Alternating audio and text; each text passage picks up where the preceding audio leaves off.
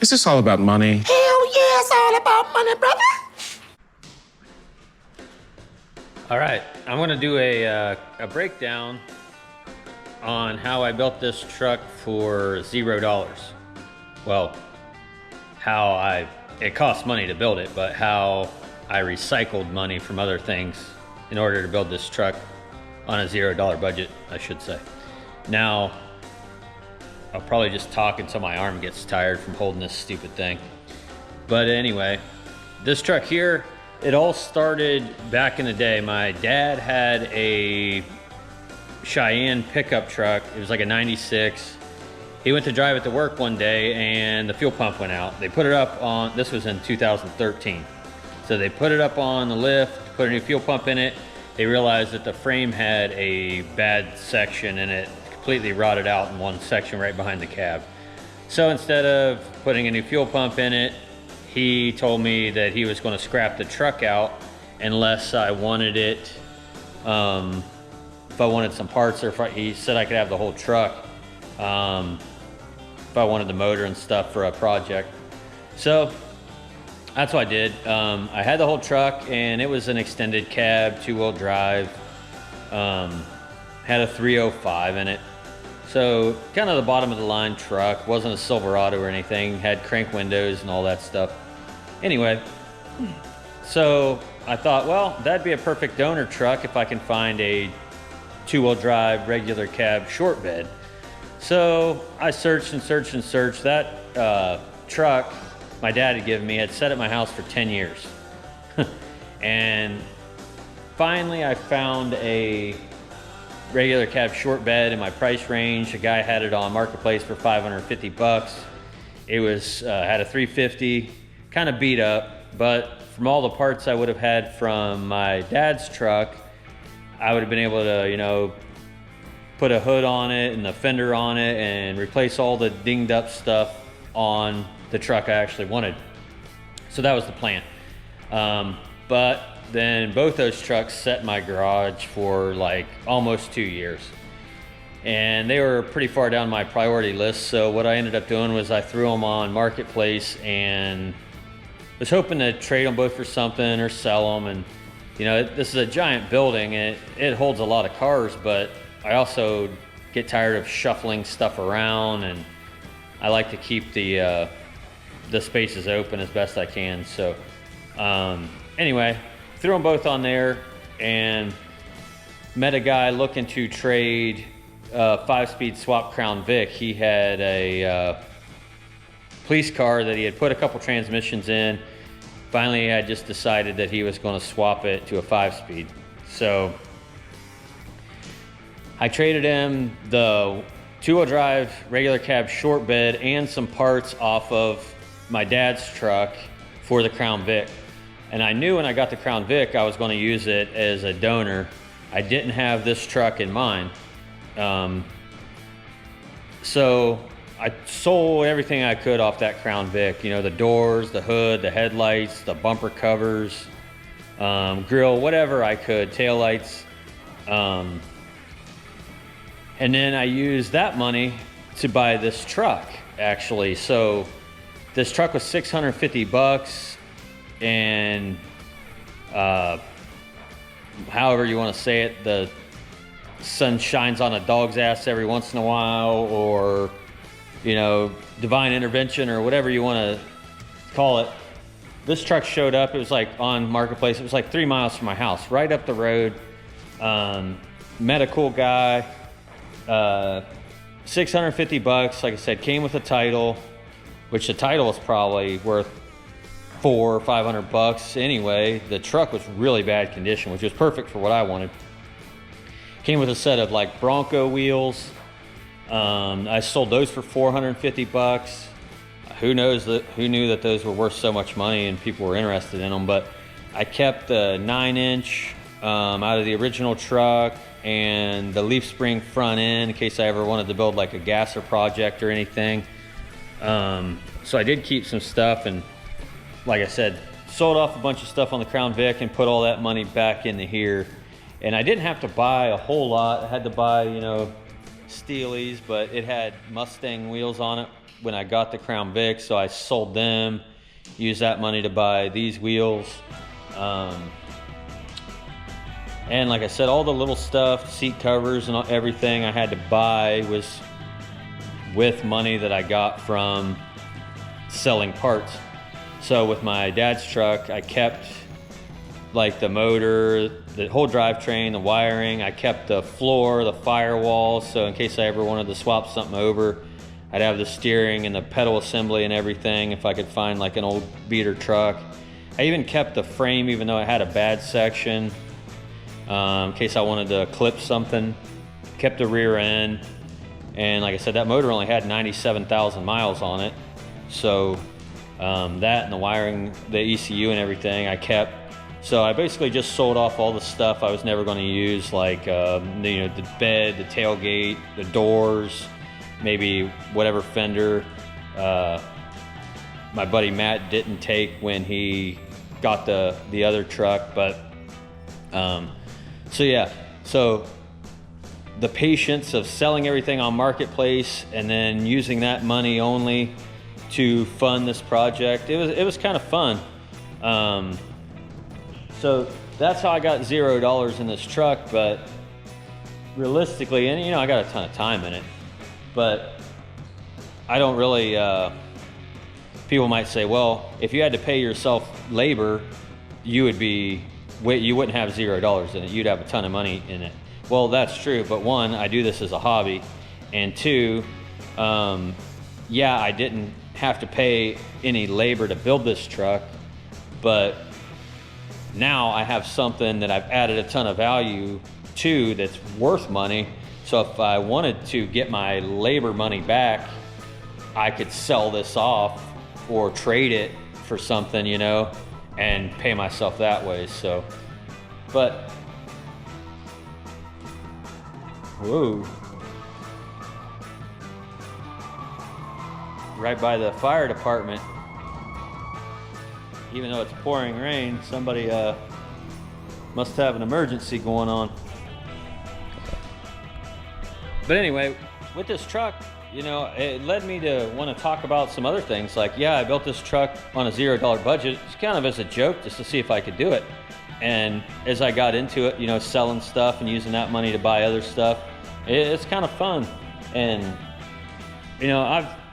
I've never built something with a $0 budget, but I've built plenty of things on really cheap budgets.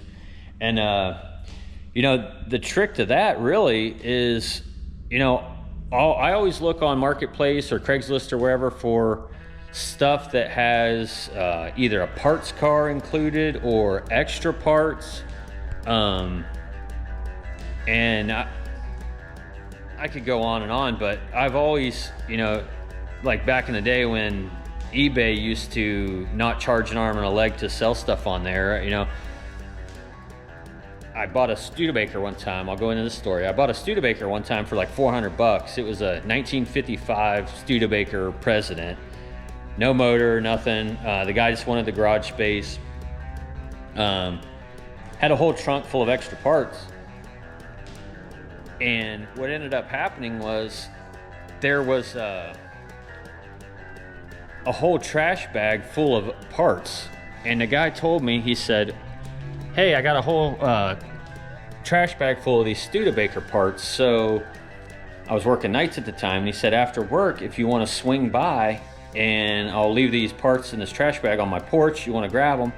So I did, and in this bag there was a ton of Studebaker like headlights and taillights and hood ornaments and horn rings, and just a lot of it was just new old stock in boxes. And I had to do the research and figure out what it was. But I would go to work at night, and I would, on my lunch break, I would list a bunch of those stuff on that stuff on eBay, and I ended up making over $2,000 just off the stuff from the trash bag. And then that led me to sell the extra parts in the trunk. Like there were Studebaker bumper guards and the sides of the grill that have the lights in them. There was like 3 sets of those in there. I sold them for a couple $100 each.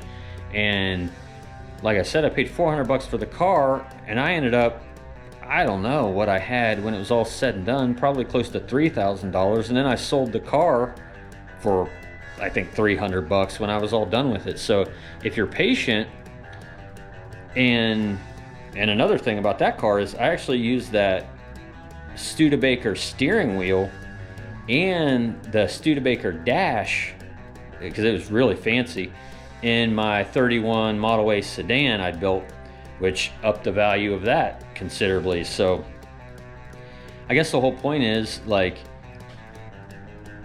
if you're gonna, you can make like $3 grand off something like that, and you could spend that money to buy something you want.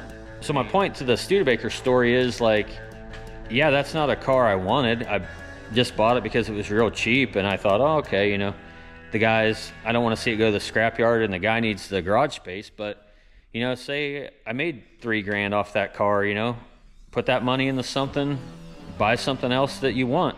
You know, you can find those deals online, and it doesn't have to be like your dream car. You could work towards your dream car, I guess, is the point I'm trying to make. And, you know, like, example, I was talking about buying like parts cars. I bought a Toyota truck. It ran and drove. It was $1,200. It was like a 1988. It came with a parts truck, and I sold the parts truck and some extra parts that came with the other truck for enough money to pay for the paint. I painted it like that Lunar Rock newer Toyota color, and I bought some graphics and stuff, the old style graphics for it, and I ended up trading that Toyota after I painted it for a Harley, and I sold the Harley for $5 grand. I was actually trying to trade the Harley off, hoping to trade it for like an old car or something, but, you know, I got $5 grand out of it. Getting paid, getting paid. I guess what I'm saying is, like,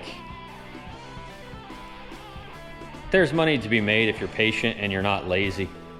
So just adding value to stuff. And, you know, it's oddly enough, like, it's kind of a whole networking thing. Like, when you're selling stuff on Marketplace or wherever, and you're meeting up with these people and you're selling like some old car parts, you know how many times that has led to, my buddy's got this in his garage, or I know a guy that has this, or hey, you know, I got this that I'm never going to work on, you want to buy this? You know, so many times you make so many friends. And like, one of the highlights of this truck build here was taking it back to the guy I bought the truck off of. You know, he came to the conclusion, you know, he was never going to build it, and he was kind of hoping, you know, somebody could probably use it for parts or needed a title or something. And then to see it show up in his driveway, I could tell it genuinely made him happy. And, you know, that's what it's about, adding some value and getting some of this stuff on the road, keeping it on the road. You know, it made a lot of friends. Like, another thing on this truck is I bought that tailgate off a guy I never knew existed. He lived, I don't know, 8 minutes from my house. And that guy, he's the guy I got all the Mercury stuff off of, that two-door 50 that's up there, and all those other parts. He was talking about old cars, and he had pulled an old truck out of a field, and he said, oh yeah, I got 50 cars there, I'm in charge of getting rid of them, and you know, the guy's a big Ford guy, and everything there is Mercury or Ford. And I'm like, my ears perk up, and I'm like, well, I'm building a 51 Mercury, are there any of those? He goes, oh no, there's a couple 50s. So, you know, that led to me getting a good deal on all that Mercury stuff. And I talk to that guy like once a week. He's freaking awesome. He's all into the derbies and stuff, so he's fun to talk to, you know. But, you know, it's like, between the guy I got the Crown Vic off of, you know, he's cool. The guy I got the F100 off of, he's a good dude. The guy I got some parts off of, you know, all of it, like, I don't know, networking, making friends, and I don't know. So it's cool. Get the truck back on the road, but I don't know. I'm kind of rambling now, but I just wanted to say, like, if you're patient, add some value to it. You know, don't be that guy that goes and buys a project truck and then spends $20,000 on everything in the Summit catalog, and 5 years later that project is on Marketplace for $2,000 because his wife wants to park the minivan in the garage. Like, you can find those deals too, and then park the stuff out you're never going to use. But I don't know, be patient. Like, if you get a truck like this, like if you've watched the videos, you've seen how bad it was. So for me it was perfect because I'd do a little welding, little body work or whatever. I'd go to work for a couple days. The way my shifts work, I can only get garage time every once in a while, and then I'd come back and I'd do a little bit more work, and kept me from getting burnt out on it. And you know, I'd much rather work on something like this than like do brake pads on the daily driver. But this is what like keeps me sane, and like I said, I keep saying it, but adding value to it is what it's all about, really. Saving these old things from going to the crusher. They're not making any new 64 Ford trucks, so keep this thing on the road and give it a little extra life. I'm proud of that, and I'm proud of the fact that like ain't too bad looking. So what I do with this truck, I'm not sure. I might drive it for a year or so, and like I said, I got a little more work I want to do to it with the side trim and stuff, but might drive it for a year, might sell it, might try to trade it off. You know me, I like to trade stuff, but I don't know. That's where I'm at with it. And I hope this motivates you guys to, if you're looking for a project, to get on the old internet there and track something down and, you know, get started. You got to start somewhere. Learn how to weld. You know, you learn a lot from this crap. Or, you know, if it's not something you want, you know, look, if you're mechanically inclined at all, which I assume you probably are if you're watching these videos. You're not going to be into something else and be watching car videos on YouTube, I guess. But, you know, look for the stuff that needs wheel bearings or a clutch, or, you know, needs wiring or something. And if it's not even something that you're that interested in and it's cheap enough, buy it, fix it, get it on the road, add value to it, trade it or sell it off. You know, you'd be surprised at some of the stuff I've traded for some things over the years. You'd just think I was lying. But there's people that are looking for everything. So like I said, learn how to do some body work, start somewhere, do some welding, some wiring, whatever your strongest car, you know, areas are. Look for stuff that needs that, and add value to stuff and trade up. Trade up to whatever you're trying to get. You don't have to start with your dream car. You can work your way up. But I don't know. I'm leaving it at that. But it's a little breakdown of how I built this truck with no money. A lot of selling stuff online and trading stuff, and a lot of work. But that's it.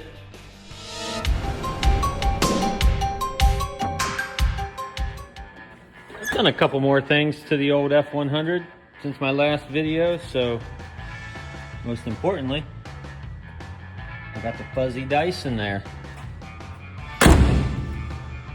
Also, I added my filler up there, routed it up through, and I put this piece on. Made a piece here to actually hold the bed boards down. I had made that piece in the front, but they would kind of slide a little bit, so I made this piece to lock them down. Again, might stain it sometime, might not, I don't know. Got my historical plate instead of the temporary tag, and modified my trucker girl plates around.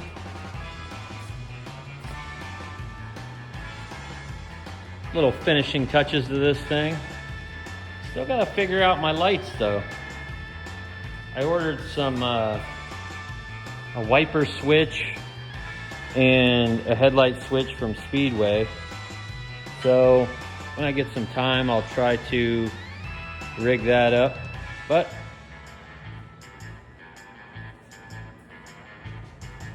I like it.